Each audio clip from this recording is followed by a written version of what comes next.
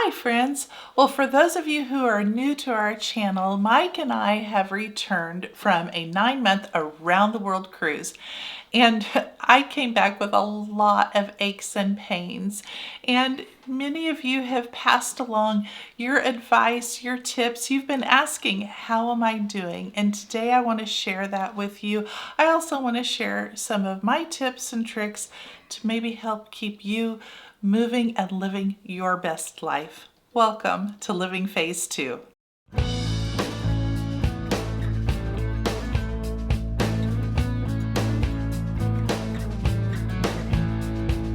Hi, I'm Mike. And I'm Nancy, and we're empty nesters striving to live life to the fullest. And certainly Nancy's been living that full life, doing everything she can to stay healthy and keep the adventure alive. Well, I sure have been, friends. Let me tell you, let me share my story.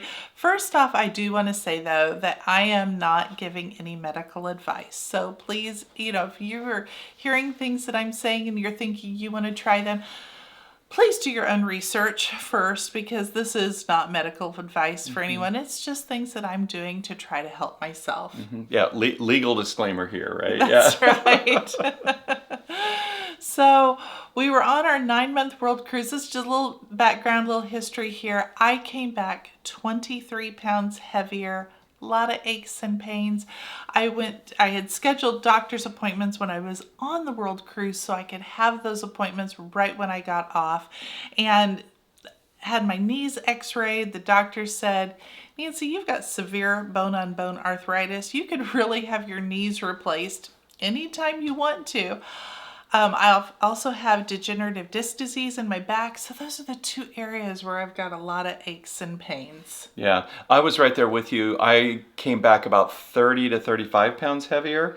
And so, you're being quite an inspiration for me to get it off. You've done a much better job than I have so far, but you keep inspiring me. So, I always appreciate that. Well, other things that I have going on is I have a tendency to carry my weight in my waist, and the experts say that is the worst place to carry your weight. So I'm actually hoping to lose a little bit more in that area. By the way, I have lost 27 pounds now. So I'm down less than when I actually got on the world cruise. So that's kind of a plus, but I'd like to lose maybe another 15 more. And I'd like to lose it all in my waist, actually. I've got blood pressure issues, but it's controlled. I control my cholesterol by taking red rice yeast. So, I've got a few little things going on, but most of those things are relatively controlled. It's more, would you say it's more joint issues that you have? The biggest problem that I have is the joint issue and the pain. That's what I really want to get taken care of now. Nancy, why don't you kind of relay the problems or the pains, the aches that you're having with your joints, so maybe people can see if they have kind of the same things you're dealing with. Sure. Well, when it comes to my knees, actually walking is not an issue. I mean, I might have just very minimal pain with walking. It's taking the stairs that's painful. It's sitting and standing. When I'm putting that pressure on my knees, that's when it really hurts. And so in going to the orthopedic doctor and the things that he was telling me, the first thing we tried was the viscosupplementation injection into the knees. And that didn't work at all. And so that was disappointing. And then we went and we tried the cortisone injections. When they did that, they added lidocaine, so an anesthetic, in with the cortisone. So that all went into the knee.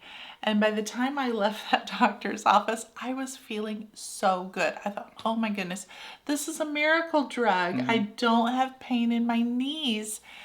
And then when the lidocaine wore off, about a day later, then all the pain came back. And so that, honestly, it was really kind of heartbreaking. Yeah, we were really leaning on the cortisone. We really thought, because cortisone works in a vast majority of cases, and we had friends that had it done. They're like, oh, you're going to feel so much better.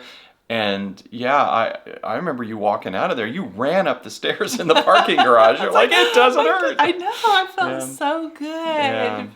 That one didn't work for you. It didn't. So anyway, I'm trying some things now. To be honest with you, friends, I'm scared of having the surgery. I mean, that's a big deal to have knee surgery. So I'm really trying to put it off as long as possible. Now, when it comes to my back, I've had 2 doctors and other medical professionals all tell me the same thing, that surgery is the last resort. They want you to try a lot of other things first. They really want me to strengthen the muscles around my back so that those muscles will help support my back. And I really feel like it's the same way with my knees too, that if I can strengthen those muscles around my knees, that's going to help with some of the aches and pains there as well. Well, let's continue that then. Why don't you let people know what you've been doing? And I know because I watch you and I'm pretty proud of the things that you're doing. But why don't you tell them what you're doing as far as strengthening your core? Well, the first thing that I did is I started Weight Watchers just as soon as I got back from the World Cruise. I think we came back on a Tuesday and I was at Weight Watchers on a Thursday. Like I said, I've lost 27 pounds, hoping to lose a little bit more, especially in my waist area. Another thing that I've done, and some of you have mentioned Alyssa Kuhn and Keep the Adventure Alive. She's somebody on YouTube who I have actually followed for years. She specializes in physical therapy for people who have arthritis. So I joined her program for a year and I'm committed to that. And so I'm doing exercises very, very faithfully. Another thing I'm doing is walking, lots and lots of walking. And when I say a lot, I am walking about 5 miles a day. So 10, 11, 12,000 steps per day, because I just think it's so important for me just to keep moving, Sitting still is not healthy for me. Yeah, I'm so proud of you with that. I'll give you an example. Like literally this morning, you were going to go to Weight Watchers this morning, so you were up at 6 in the morning, and because we had spring is still coming out here in Michigan, we had a fairly decent day. You're out there at 6:30 in the morning walking laps on our street, so that you can get a couple miles in, before the day starts. So I am so proud of you with that, and you're very dedicated and honestly an inspiration. Well, thank you. Another really important thing that I'm doing is food. And I've always believed, all my life, I've always believed that food is medicine. And so I'm trying to stay away from sugars. I'm trying to stay away from the processed foods. I eat fruits and vegetables. I'm not worried about the sugar that's in fruits, but I'm trying to stay away from things like desserts or breads, things like that, carbohydrates, anything that's going to spike my blood sugar up, because I think that spike of the blood sugar is hard on your body. I think it's hard on your joints, and I think it's one of the things that can contribute to arthritis, or at least make it increase. Well, Nancy, you really are working hard, and I think pain is a great motivator, and so you're working hard to get yourself in shape. And again, like I said, you're a real inspiration to me. But why don't we back up a little bit and talk to our Phase 2 flock here about kind of how did we get here, right? We were on a 9-month world cruise, and we had that question a lot. They're like, well, how did you not weigh 500 pounds when you get off? And so why don't you relay like your journey on the Ultimate World Cruise, 9 months on a cruise ship, to where we could say, well, how did you only gain 27 pounds? When did you gain? What do you think led to it? Well, we kept everything under control really pretty well for the first half of the cruise, at least the first 5 to 6 months of the cruise. I think everything was pretty much under control. And then as we saw the end approaching, we lightened up probably a lot at that point. You just are presented with so many desserts at every meal are just available to you. I mean, pastries at breakfast and pies and cakes and ice cream at lunch and at dinner. And after a while, it just gets hard to say no when all that temptation is right there. Plus, we were at some incredible places that we wanted to try and experience all of the food there, which I don't think that was the problem, because I think that that's really part of travel, is experiencing the food in these places.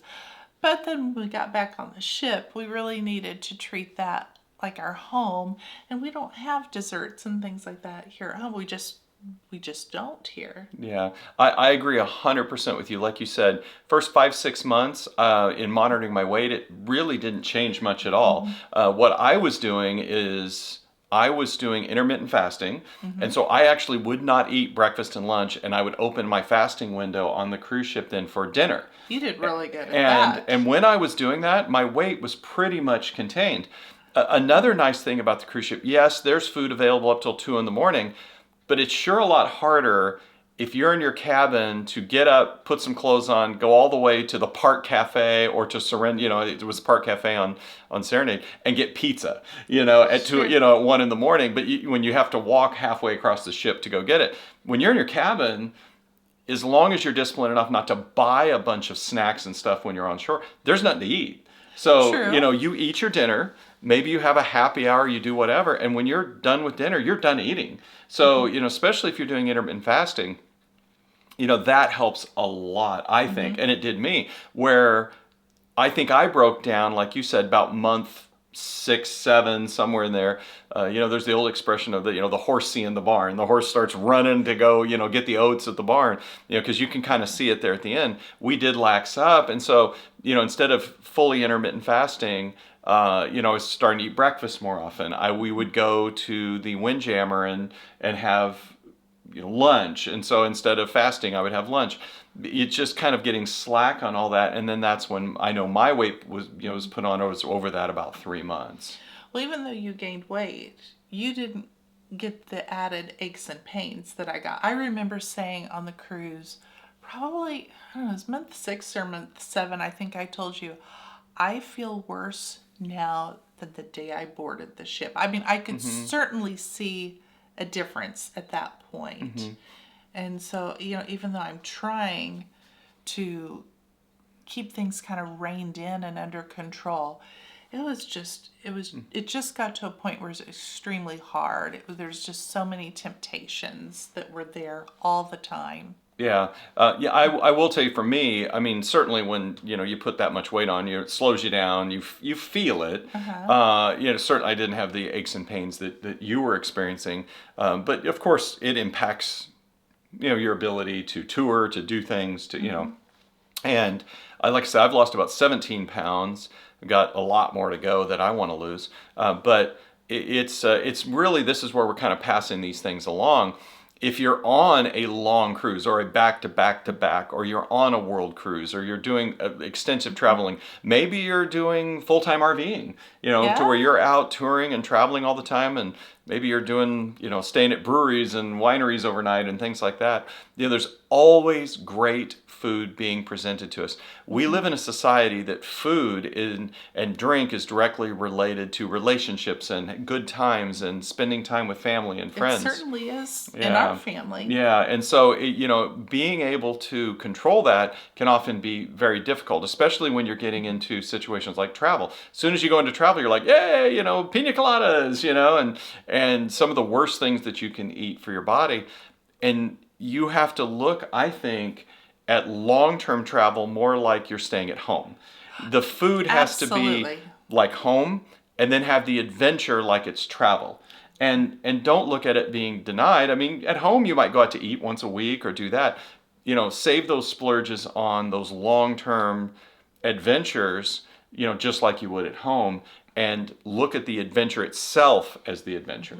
And I feel like I really did that when we were in Egypt and Jordan. In fact, I came back 3.5 pounds lighter from that trip. And one of the things that I always kept in the back of my head is any place we were going to eat, I would say, what is the food on the menu, or what is the food that I could choose from the buffet that is going to least spike up my blood sugar? Because I know that when my blood sugar spikes up, I know when I have those carbs, that's when the weight is going to stay on, or I'm going to have a harder time getting it off. And I felt like in Egypt and Jordan, they had so many fruits and vegetables. It was wonderful, and low fat meats, lots of fish. So it was very easy to eat what I consider to be a very healthy diet. Yeah, one thing I'm really impressed with you is when we do go out and have a family meal, or we're going to go somewhere, you are very conscious about planning what you're going to do. I do. I try always to look at the menu first. If I can look at the menu online ahead of time before we even get to the restaurant, I can make my decision this is what I'm going to have. And then I don't even want to open the menu once we get there. I already know in my head, this is what I'm going to order. It just gets hard then when everybody's ordering drinks or if there's appetizers, and especially appetizers because people always share those, and you're hungry at that point. And so that's a struggle. There's always so many temptations, but the more planning that I can do, the better off I know that I am. Yeah, I think another thing that you've been amazing about, that is a change I've seen in you, is to be a little selfish. And I'm not saying that in a bad way at all. You are selfish for your own health. So as an example, when we go out and everyone orders a cocktail, you have done your planning, you know what you're wanting to eat and when, and you order, a flavored sparkling water or, a San Pellegrino or something, or a Diet Coke, or, so you're still there, you're having conversation, you're doing all that. And it's not that you don't have a glass of wine occasionally. We love going to, as an example, Cooper's Hawk. And, if you're familiar with that. Yeah, that's a wine restaurant, and we'll go have a tasting. But you plan it. During your week or your month, I'm going to do that then. And you don't let the peer pressure of other people impact your health journey. You've done more and more of that recently, and I'm so proud of you for that. It's hard. Oh, I'm absolutely, because I'm weaker than that. I don't do near as good a job as you do. Well, thank you. Well, Nancy, as we're wrapping this up, why don't you give your top 5 recommendations for people that are going on long-term travel, be that world cruises, RVing, back-to-back cruises, whatever that might be? Well, probably one of the most important ones I would say is don't make food your primary focus or your entertainment on the cruise. It's different if you're on that 5-night, 7-night cruise, but when you're on these long cruises, you just can't. Mm-hmm. So as an example, if you wanted to do a specialty restaurant or do the chef's table, what would you recommend? Obviously those are very special events, right, and you want to do those. That actually comes to my second tip, and that was just to plan. So if you're going to a specialty restaurant, even if you're going to the main dining room, certainly on Royal Caribbean, you can get a hold of those menus ahead of time. I know for the main dining room, we could see the menu for the next day. That night, we could see the menu for the next day. Also, they post it up on there's a big screen outside of the main dining room that says, oh, this is what's for breakfast, what's for lunch, what's for dinner. And they show that ahead of time. And so that's ways that you can plan as well. Well, they also, the waiters will bring you tomorrow's menu at your table. Yes. We had some people that were gluten-free or low sodium or things like that, and they would bring the next day's menu so they could plan on it, and they could make sure they could prepare their meal to the conditions that they wanted. Right. So you can get a hold of those menus ahead of time for sure. If you're in an RV, to me, the RV is an easy way to plan because I've got control. I've got the stove, I've got the refrigerator right there. I'm the one that's stocking the pantry, and so I can put those things in that I want to eat that I think would be best for my body. Well, what's the next one, Nancy? Well, the next is to avoid those processed sugars, the desserts, the things that are high in carbohydrates. At least, certainly for me, I am finding that those are the foods that either make it very difficult for me to lose weight or that even, put on the pounds. Yeah. Now, and one thing that we found, and I did this a lot during the cruise, they will quite often, let's say they'll have a chicken dish with, and the chicken breast sitting on top of some mashed potatoes. All you have to do is ask your waiter and say, hey, instead of the mashed potatoes, can you put some broccoli under there or a mixed vegetable, or can you put something else under that? And boom, you've just cut a ton of carbs out and calories, by doing that. Especially on a cruise ship and especially on a long-term cruise like a world cruise, your waiters, waitresses, you're going to get to know the crew really well. They're going to take care of you, even on a 7-day cruise. You maybe save those calories for a pina colada or something, and you can alter what you're getting in the main dining room, and they will do that for you. They will work with you to try to have a more healthy option, let's say. Right. One of the things I would do, a lot of times they'd have shrimp or they'd have shrimp cocktail. You could order that salad. You could order a couple Caesar salads, put them together to make a large salad, then order a couple shrimp cocktails and take the shrimp and put that on your Caesar salad. And I thought that was delicious. You could change the dressing up. And so to me, to have a good salad is always helpful. Right. I mean, there's been a lot of talk about how limiting Royal Caribbean's been on things like, well, you know, you can only bring one appetizer, you can only do this, you can only do this. But we did find when they know you're doing a build your own salad, as an example, that they were very accommodating for things like that. Yes. You just need to explain what you're trying to do, and, you know, they'll work with you. Right. Well, the next tip that I have is to really listen to your body. I know in our RV I have a scale, and so I can keep track there. When you're on a cruise ship, when you're at sea, you really can't weigh yourself at sea because the ship is rocking and you're not going to get an accurate weight. Believe me, friends, I tried. But you can't import. Yeah, when it's docked in port and the ship is still, then you can go to the gym and you can check your weight there. You can also go down to the medical facility. They've got a scale outside the door, or at least on our ship they did. And so you could check your weight there as well. Well, not just, you know, checking your exact weight. Are your clothes getting tighter? Oh, for sure. Are you getting more tired? Are you having more trouble going upstairs? Are you all of those things? You know, are you getting headaches? I mean, again, listening, you know, to your body and not ignoring it. And I think one of the things you did is, in listening to your body, you didn't put things off. Like you said, as soon as literally the day you got back, you were on Weight Watchers. We had appointments to go and see the doctor for your knees. We had, you know, so you weren't putting it off. Right. Don't just chalk it up to, oh, I'm just getting old. Make sure you're getting things looked at, because they're not going to get any better. True. Very true.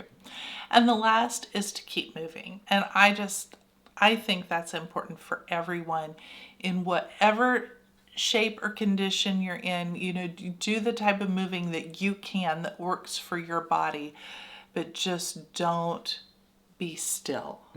I think that is more harmful to our body than most anything. Yeah, and no matter what it is, if it's just walking down the driveway and back, if that's all you can do, or if it's like you that you're out there for about 3 hours a day walking.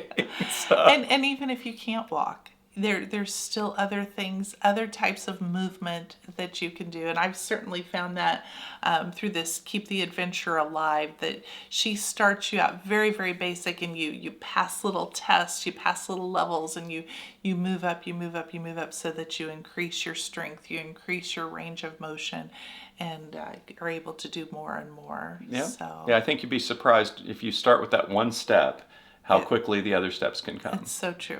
So true. So, well, friends, we know that this is a never-ending journey. It is for all of us. And I just certainly want to keep myself, I hope all of you are keeping yourself going and as active as you can be, because I don't want to move into phase 3. And phase 3 is where your health then starts keeping you from doing the things that you want to do. And I want to keep traveling. I want to keep exploring these adventures and exploring all these different places. I'm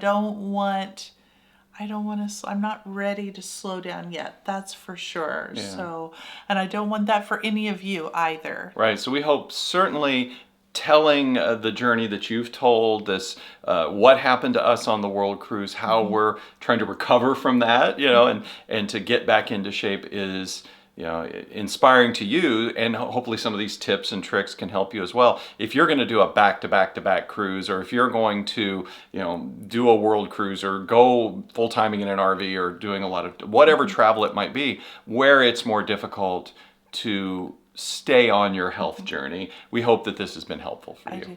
And I honestly hope I can come back in a few months and say, I have lost all of my weight. I'm at my ideal weight. I would love to be able to tell you that my knees and my back don't hurt. As time will tell, we'll see. That's my hope. Well, we've got some certain challenges coming up, because we're getting ready to leave not too long from now. Well, you're actually going to go down and help our daughter with her new baby. But then immediately after that, we're going to be going to Japan. Yes. And we're doing a Trans-Pacific cruise. That's going to take a month. And then after that, we've got some RV trips that you're going to get to see. We really haven't revealed our RV yet here on the channel, but you guys are going to get to see that. We have the reunion cruise for the World Cruise coming up in September. That's going to be almost 40 days back on the sea. So, we've got a lot of challenges coming up, and it'll be very interesting to see how we both handle those challenges. I certainly feel like I'm in a different mindset now than I was on the World Cruise. So I, at least today, as we record this, I feel like we're in a good place, or I feel like I'm in a good place, that I'm moving towards that better health. Oh, great. Well, thank you everyone for tuning in and following this health journey, and we hope it's been helpful for you. Have a beautiful day. Bye-bye.